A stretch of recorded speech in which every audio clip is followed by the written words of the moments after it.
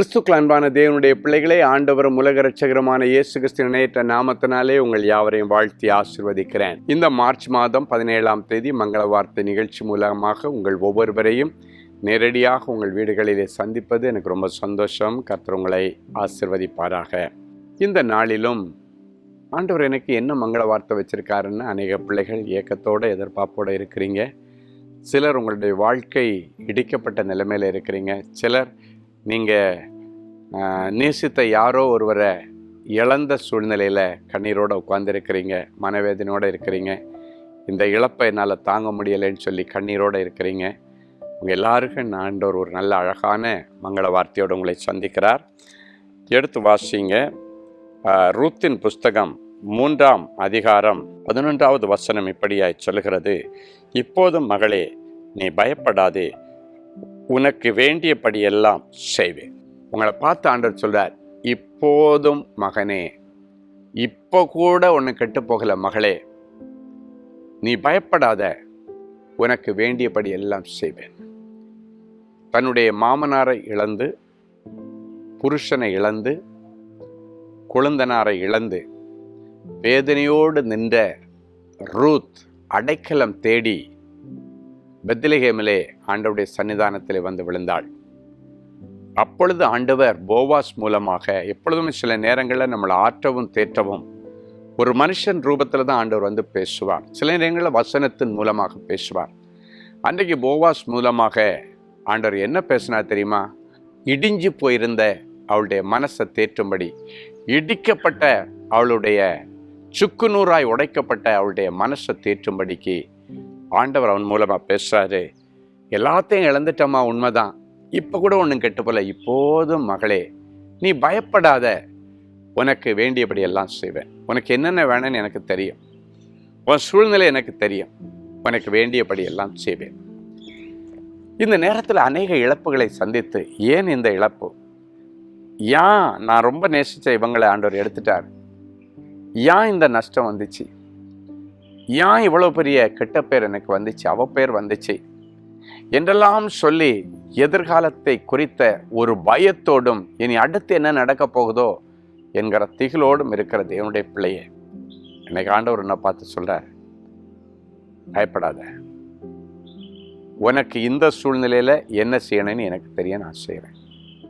உனக்கு வேண்டியபடி எல்லாம் செய்வேன். உனக்கு என்னென்ன வேண்டும்னு எனக்கு தெரியும், அதெல்லாம் நான் செய்வேன் சொன்னார். ஆண்டவர் நிறைவேற்றினார்.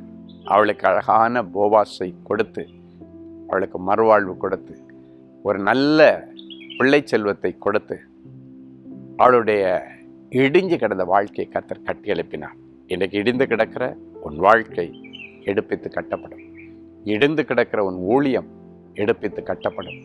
இடிந்து கிடக்கிற உன்னுடைய தொழில் கூடாரம் எடுப்பித்து கட்டப்படும். அதற்கு வேண்டியது எல்லாம் கர்த்தர் செய்வார்.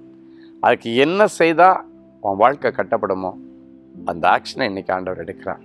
அன்னைக்கு மட்டன்னு ரூத்துடைய வாழ்க்கையில் ஆண்டவர் ஆக்ஷன் எடுத்தார். கொஞ்ச நாளில் பார்த்தீங்கன்னா கண்ணீரோடு கடந்த அவள் ஆனந்த களிப்போடு ஆண்டவருக்கு நன்றி சொல்ல ஆண்டவர் வாய்ப்பு கொடுத்தார். இந்த நேரம் உனக்கு என்ன தரணும்னு ஆண்டவருக்கு தெரியும். அதை இன்னைக்கு சாங்ஷன் பண்ணுறார். உன்னுடைய மனசில் இருக்கிற பாரங்கள், அழுத்தங்கள் எல்லாம் அப்படியே ஆண்டவரிடத்தில் இறக்கி வச்சிரு. ஆண்டவரே, நான் ரொம்ப மனவேதனையோடு இருக்கிறேன், இந்த இழப்பு என்னால் தாங்க முடியலை என்று கண்ணீரோடு இருக்கிற எல்லாத்தையும் ஆண்டவர்கிட்ட இறக்கி வச்சுட்டு சரண்டர் ஆயிடும்.